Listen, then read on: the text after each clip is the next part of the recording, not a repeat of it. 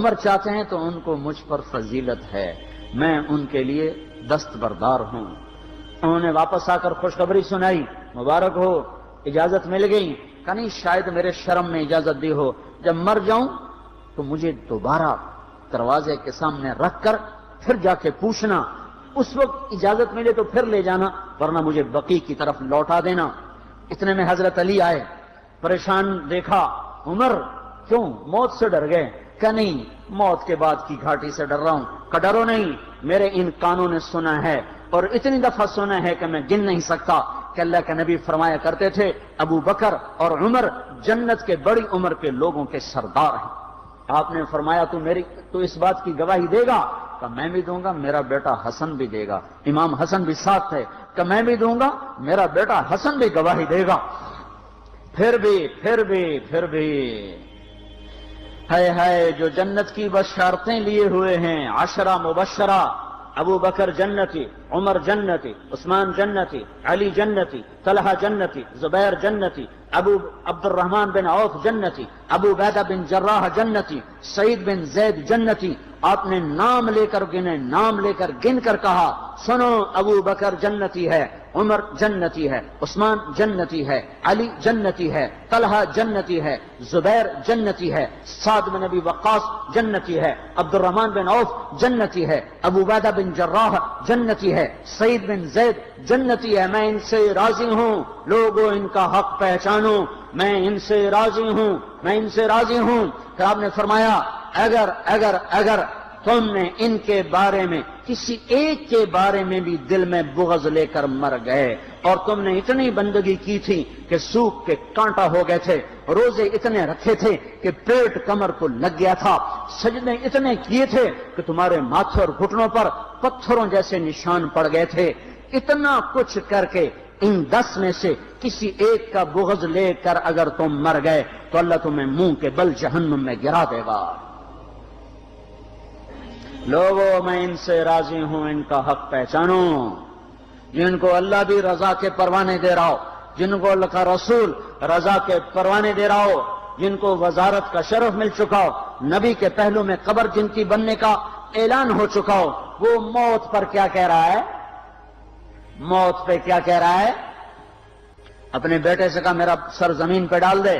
ان کی گود میں سر تھا عبداللہ بن عمر، تو انہوں نے گود سے ہٹا کر پنڈلی پہ رکھ لیا، یہاں رکھ لیا۔ چلے گئے، کیا کہہ رہا ہوں سنتے نہیں ہو، زمین پہ ڈال دو۔ تو انہوں نے زمین پہ ڈالا تو اپنے چہرے کو مٹی میں رکھ دیا اور ایسے ملنے لگے اور کہنے لگے، اے میرے رب، اگر تو نے عمر کو معاف نہ کیا تو عمر ہلاک ہو جائے۔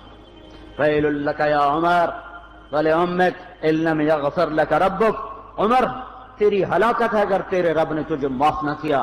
یہ کہتے کہتے کہتے جان دے دی۔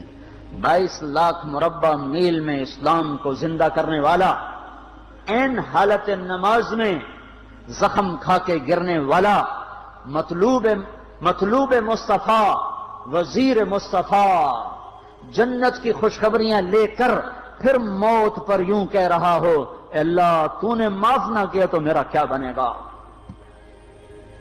کیا بے طلبی ہے۔ ان کے بیٹے خلافت کے اہل، ان کے بہنوئی سعید بن زید 10 مبشرہ میں سے دونوں کے نام کاٹ دیے، کہ یہ 6 ہیں جن سے اللہ کا رسول راضی تھا، جس کو چاہو خلیفہ بنا دو، جس کو چاہو حکومت دے دو، نہ میرے بیٹے کو ملے گی نہ سعید بن زید کو ملے گی۔ کسی نے کہا، شوشہ چھوڑا، آپ کا بیٹا بھی تو بہت قابل ہے، اسی کو بنا دیں۔ تو اسے تو طلاق دینا نہیں آتا، حکومت کہاں سے چلائے گا؟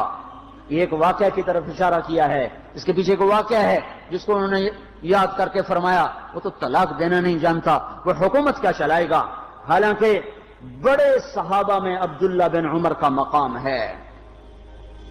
ہے جنازہ صہیب رومی نے پڑھایا، دروازے کے سامنے لا کے رکھ دیا گیا، سب لوگ جنازے کے ساتھ کھڑے ہو گئے، عبداللہ بن عمر اکیلے آگے گئے، دروازے پر دستک دی، کہا اما جان، میرا باپ عمر بن خطاب دروازے پہ حاضر ہو چکا ہے، اندر آنے کی اجازت چاہتا ہے۔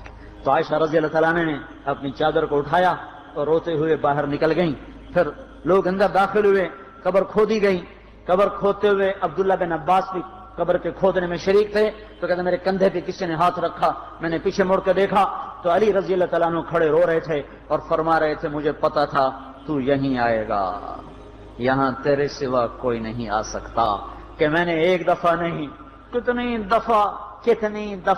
کتنی دفعہ میں نے اللہ کے نبی سے یہ بات کا تکرار سنا، میں ابو بکر اور عمر، اس کا اتنا تکرار سنا ہے میں نے کہ مجھے یقین تھا یہیں آئے گا، تو اور کہیں نہیں جا سکتا۔ میرے بھائیو